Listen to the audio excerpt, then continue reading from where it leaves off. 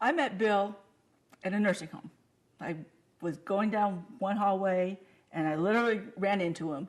I was working there as a nurse's aide, and he was working as, this jack of all trades dude. He was janitor and whatever. He used to get me pop out of the pop machine so I wouldn't have to pay for it. And I met him in mid-May, and 5 weeks later we were married. Yes. And we still are after 31 years. Not long, and 9 months later, we had our son, David. And I went back to nursing school then. And got my degree. And Bill joined the Air Force. And we started moving around. Our first tour of duty was in Illinois for a couple of months. And then we moved from there to Shreveport, Louisiana. And we lived there for 8 years. Our daughter, Melissa, was born there. And her earliest years in school were spent there. And I worked as a nurse and kept reading about King Arthur and wanting to write the story. And eventually, Bill got orders again to move, and they were orders to England. And don't think there was a lot of dancing around in the house because I was, really excited.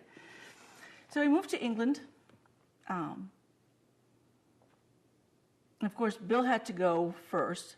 They couldn't move the entire family all at one time. So I stayed back in Shreveport at the base, and I had to coordinate a military move with kids on my own and having to deal with, all the military gobbledygook that, and hoops that you have to go through in a move. I had to set up the packers to come, the moving van. I had to set up our travel orders and all this sort of thing without my sponsor. They actually allowed me to do that because I had this magic power of attorney paper. And so having to do that on my own and just being a military wife for 20 years kind of brought out my strengths that I think have translated into my writing and especially my character. I lived in England for a year, and like I was in total heaven. I did all the walking that I could do, visited all the places that I could. At the end of the year, they shifted us back to the States, and we wound up in Michigan, where I continued my habit of walking, only this time it was on these little snow trail paths through the woods and all that stuff. And it's kind of where, everything all fell into place, and I actually started writing the full draft of Firebrand there in Michigan.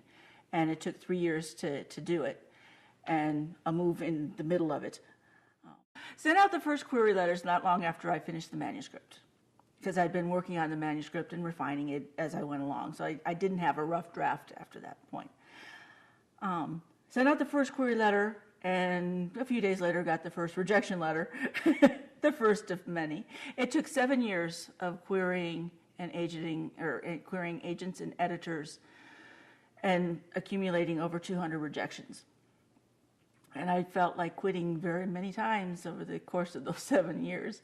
But I found a writer's group, and they were supportive. And Bill was always saying, well, what if the next query letter you send out will be your last one? Maybe it'll lead to your, acceptance letter. And I'd go, okay, well, I'd wallow in self-pity for a day, and then I'd start the query process over again. Eventually, I got online, got on the internet, and joined historical writers groups on, through Yahoo and all those sorts of things. And I was, getting emails from one historical list, and Tracy, the acquiring editor at Amberquill Press, put out a call for submissions to this particular group, an invitation for us to submit, because they're closed to submissions except through invitation.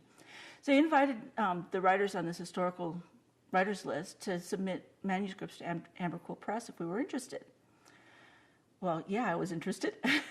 So I fired off my e-query, right away, right after reading it. And within an hour, I got a response back from him saying that he wanted the whole manuscript. So I fired that back to him in an attachment, and then I had to wait for a couple months for their response.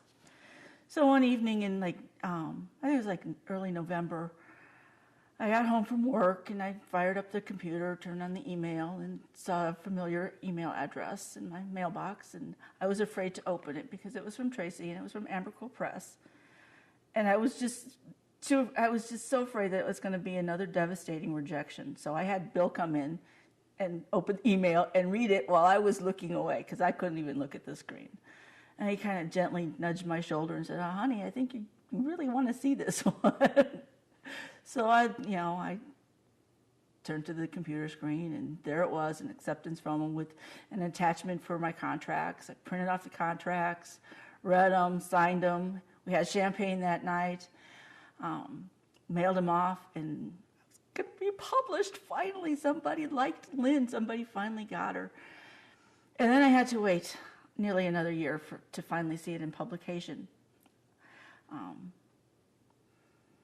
The day I got that email that my cover art is really the one that I remember the most. Was right before